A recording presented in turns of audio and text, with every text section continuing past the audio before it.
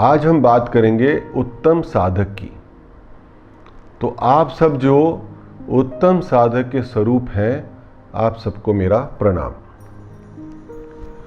अपने आध्यात्मिक उत्थान के लिए हमें हर समय क्रियाशील रहना चाहिए।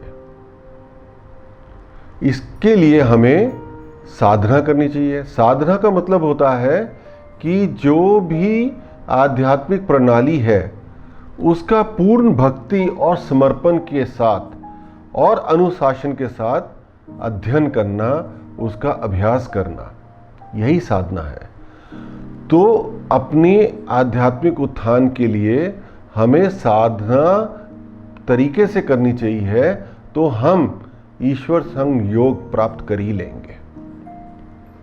इसको हम इस तरह से समझते हैं, अगर किसी को डॉक्टर बनना है तो वो डॉक्टर की पढ़ाई करता है, उसकी जो पढ़ाई है उसको अच्छी तरह से समझता है, उसके लिए मेहनत करता है, उसका अभ्यास करता है और फिर परीक्षा भी देता है।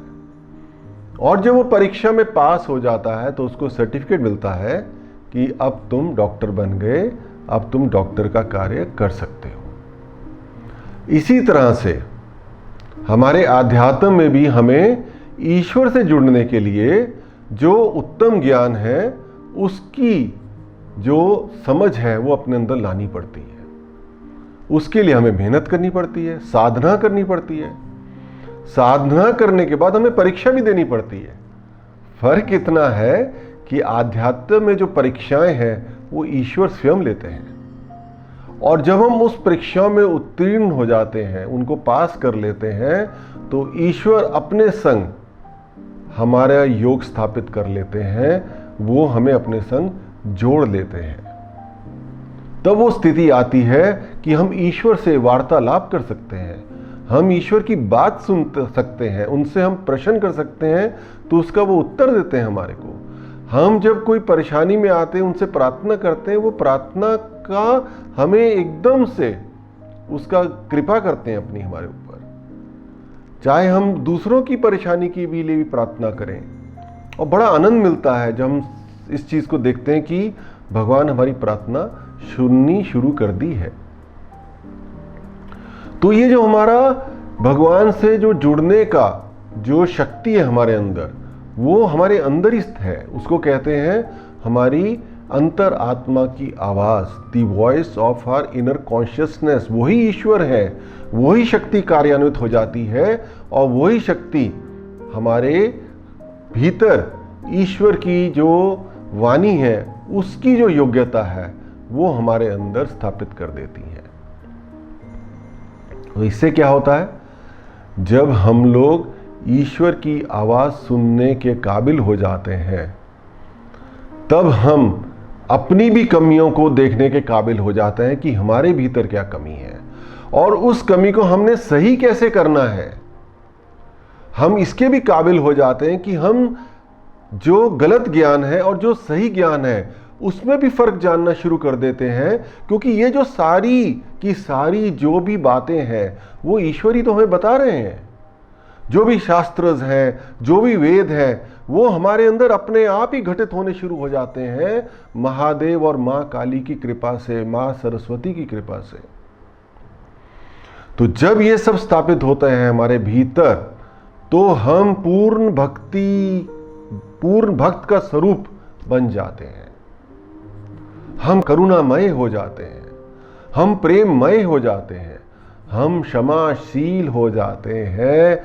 हमारे अंदर दूसरों के प्रति एक ऐसी भावना आती है कि हम चाहते हैं कि हम सबका अच्छा करना शुरू कर दें, हम सबको ज्ञान का रास्ता दिखाएं, हम सबको ईश्वर से जुड़ने का रास्ता दिखाएं, और हम उनके साथ उनके जीवन में परिवर्तन लाएं अच्छा सा।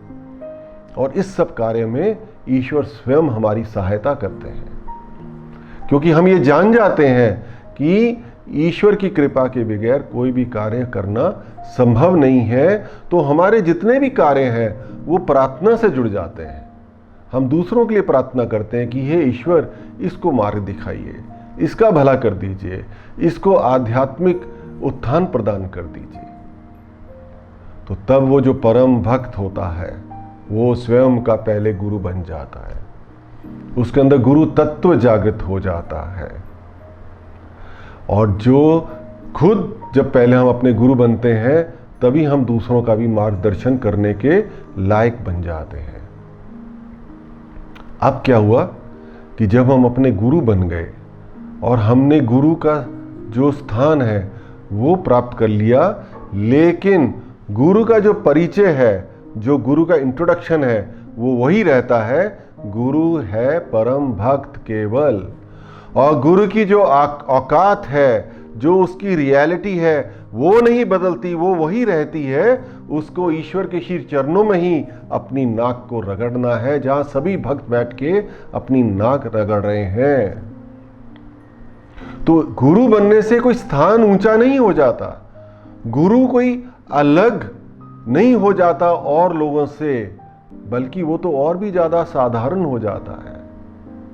कोई अपने कपड़ों से गुरु को नहीं दिखाना होता कि मैं कैसे अलग हूं बाकी सबसे, अपने व्यवहार से उसको दिखाना पड़ता है कि मैं कितना प्रेममय हो गया हूं, मैं कितना करुणामय हो गया हूं। जब उसके अंदर, उसके व्यवहार में ये ईश्वर गुण जागृत होते हैं, तभी वो गुरु तत्व धारण करने के योग्य होते हैं।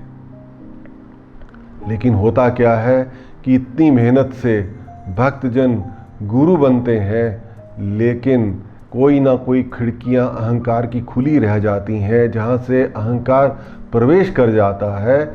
और कई सारे ऐसे गुरुजन रहे हैं जो अपने उत्थान के मार्ग से गिर जाते हैं। इसीलिए मैं शिव कालीबोध में सबसे कहता हूं कि जैसे जैसे आप अपने उत्थान के मार्ग पर आगे बढ़ेंगे, तो जो जो भी आपको खिड़की दिखे जहां से अहंकार प्रवेश कर सकता है, उसको तुरंत बंद कर दीजिए और दोबारा से उस खिड़की के बारे में विचार मत कीजिए। जिस तरह से हम कहते हैं भगवान के 1008 नाम हैं, इसी तरह हमारे अहंकार की भी 1008 स्वरूप है। वो किसी स्वरूप में भी हमारे अंदर आ सकते हैं, हमारी साधना को खराब कर सकते हैं। तो जैसे ही हमें में समझ में आ जाए कि ये यहाँ से भी अहंकार हमारे भीतर प्रवेश कर सकता है, उस मार्ग को हम सदा के लिए बंद कर दें। तो ये भी गुरु होने का हमारे को जो ज्ञान मिलता है, उसी से हमें समझ में आता है कि अहंकार कहां कहां से प्रवेश कर सकता है।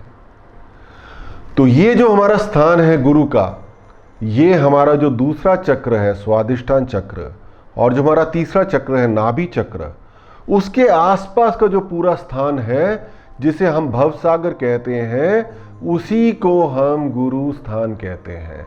कि जो भवसागर है वो भवसागर बाहर नहीं है जिसे हमें पार करना है, ये भवसागर हमारे भीतर ही है, जिसे ओशन ऑफ इल्यूजन कहा जा सकता है, जहां हम लोग माया में फंसे रहते हैं, जहां से माया से हमें निकलना है। और उस माया के स्वरूप, माया से निकालने का जो ईश्वर का स्वरूप है, जो महामाया स्वरूप है मां महाकाली का, उनकी कृपा से ही हम इस भवसागर से निकल सकते हैं। उसके लिए इसीलिए हमारा गुरु तत्व जागृत होना बहुत ही जरूरी है।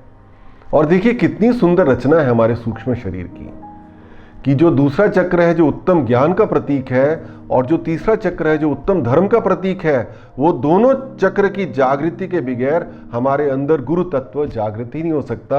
हम इस भव सागर को पार ही नहीं कर सकते। और जब तक हम अंदर के भव सागर को नहीं पार करेंगे, तो जो हमारी कुंडलनी माँ है वो हमारे तीसरे चक्र से हमारे चौथे चक्र पर पहुंच ही नहीं पाएंगी। हमारी जो चेतना है, जो मानवीय चेतना है, उसका जो ईश्वरीय चेतना से मिलन है, उसके लिए वो आगे ही नहीं बढ़ पाएंगी हमारे नाभि चक्र से हमारे हृदय चक्र तक। तो गुरु तत्व की जागृति के लिए उत्तम साधक बनना बहुत जरूरी है।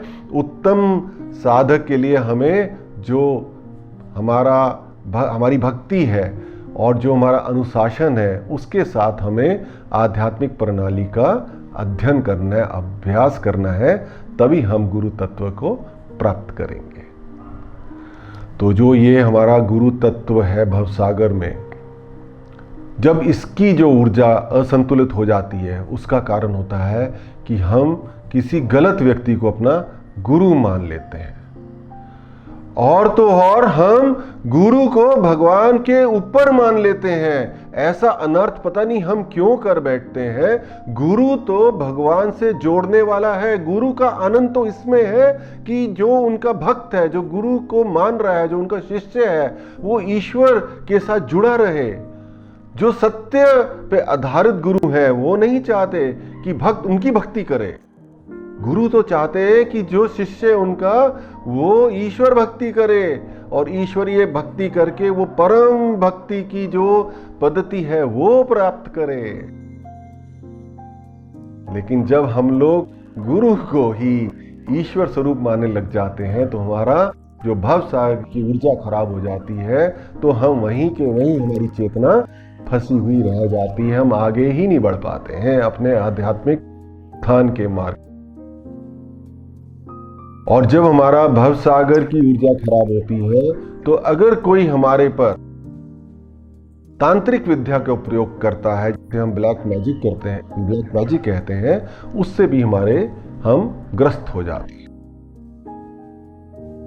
तो जो हमारा ये तत्व है गुरु तत्व, जो उत्तम साधक का प्रतीक है, उसके लिए हम लोग उसकी जागृति के लिए हर समय क्रियाशील रहें। यही हमारे लिए बहुत बड़ी बात है कि तभी हम लोग परम भक्त की जो अवस्था है वो प्राप्त करें। आप सबको मेरी तरफ से ओम शांति।